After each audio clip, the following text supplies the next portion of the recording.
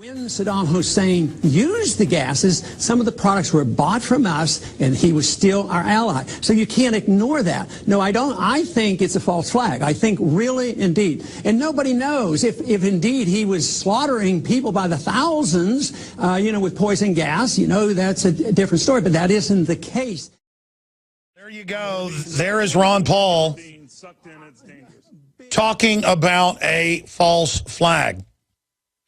And we're joined for this segment and a little bit of the next, as he's about to get on an airplane, by the editor of World Affairs Brief, great geopolitical mind, Joel Skousen. Joel, what is your breakdown on what's really happening? Do you think there's going to be a limited strike attack? Will it be bigger? And what do you think will come out of it? Or will there not be a strike? And do you think this is a false flag with the rebels?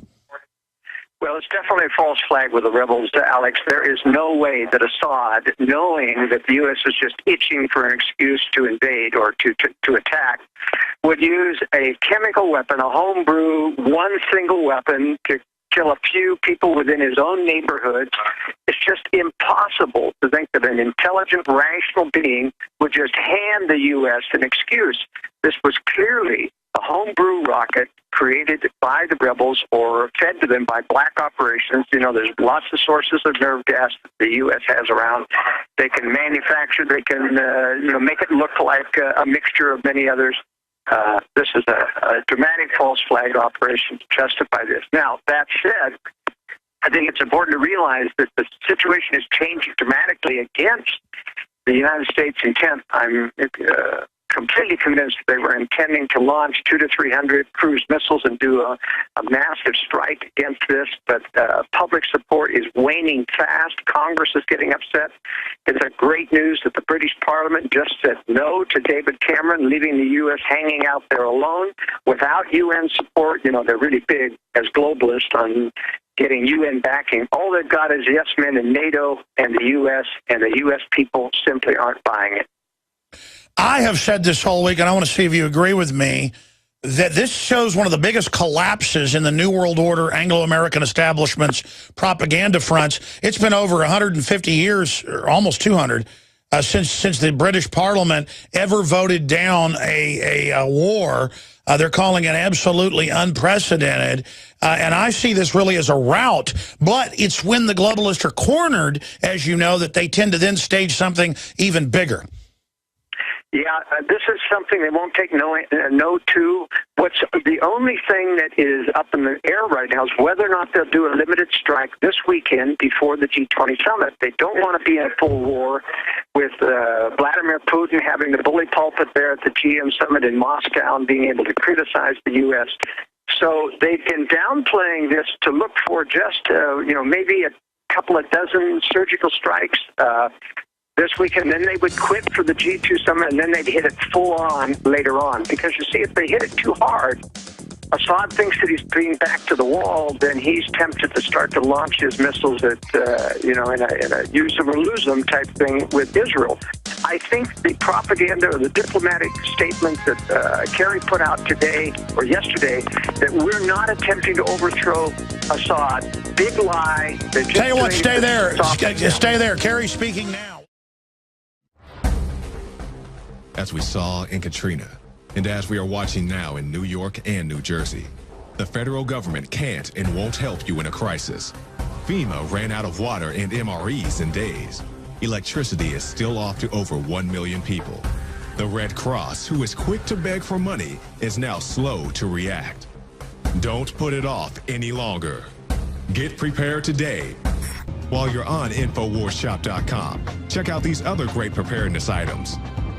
The Aquapod kit lets you store up to 65 gallons of water in your bathtub. The Pocket Socket provides you with manual electricity for small electronics like your cell phone. The Life Straw is great for your bug-out bag. And check out our complete line of Interfood products for great tasting and nutritionally dense foods that have a great shelf life. If you are looking to secure your home in a crisis, you can order Strategic Relocations, the film, a great companion to the book Strategic Relocations 3rd edition, and The Secure Home by Joel Skousen. When the time to perform arrives, the time to prepare has already passed. Get prepared now, so if a crisis strikes your home, you and your family will be secure. Go to InfoWarsShop.com.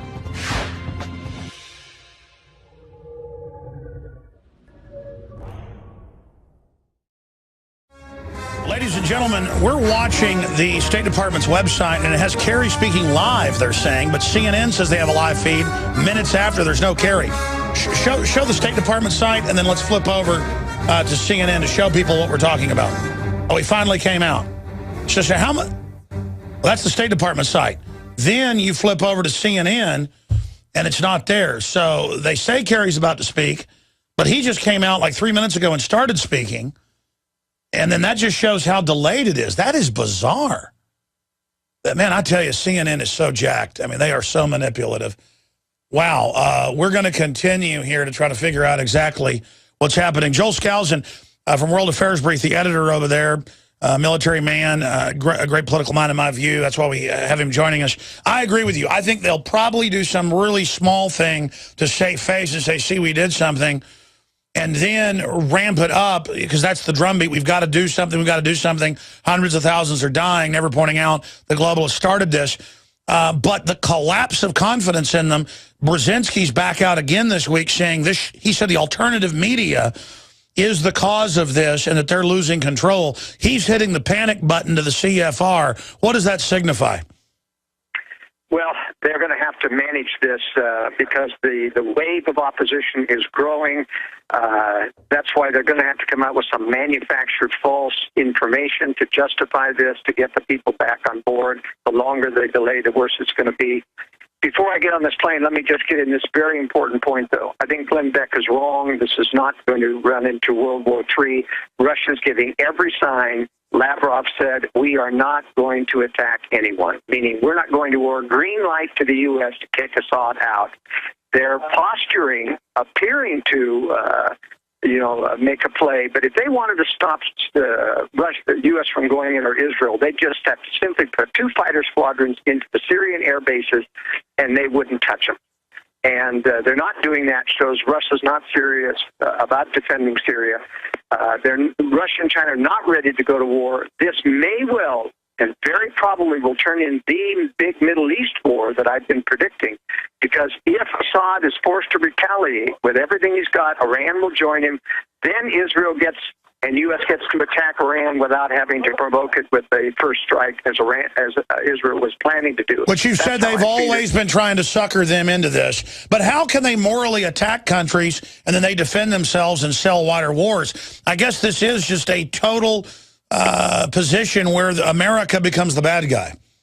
Well, this is a total propaganda blitz. I was cringing when I listened to NPR yesterday. Mara Liasson just lied through her teeth, said Obama's got himself into a box. He's put a red line down. He let Syria attack with chemical weapons earlier this year, and he did it again. I mean, she lied both times. The UN has cleared Syria on the first attack and said it was the rebels. I mean, to do a bald-faced lie like that is just incredible. Amazing. We've only got a minute left, Joel. I'll let you get on that plane. If there is a limited strike, when do you expect it to take place? Saturday or Sunday after the UN inspectors are pulled? Well, even that is a little bit chancy now because of the fact that everybody's demanding in Congress that you wait for the UN. Obama may be forced to wait. And so I would give it only a 50-50 chance. But if it's going to happen, it's going to happen probably Sunday or Monday. Try to clear out. Could go into Tuesday if they want it over with before the Wednesday summit starts. Joel Skousen, World Affairs Brief, thank you so much for spending time with us. In closing, does this signal a major reversal, though, of the globalist element of the New World Order? No, just something that they've got to manage, not a reversal. They're really powerful. Okay, so it's something they've got to manage. All right, we'll talk to you very soon. Thank you, Joel. Thank you, Alex. All right, we'll be back, ladies and gentlemen, with a ton of news. Your phone calls. Ron Paul has come out and says he thinks the Syrian attack with the nerve gas is a false flag, and more. Straight ahead, we are the true free press, broadcasting worldwide. Now you can watch the InfoWars Nightly News streaming live as it happens for free. Check it out at Infowars.com/show.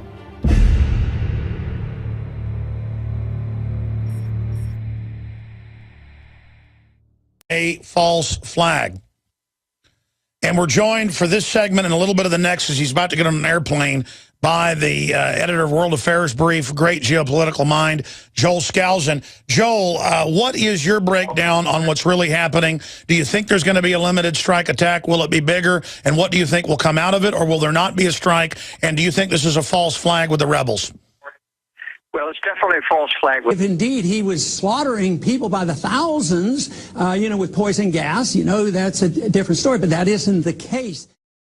There you go. There is Ron Paul talking about a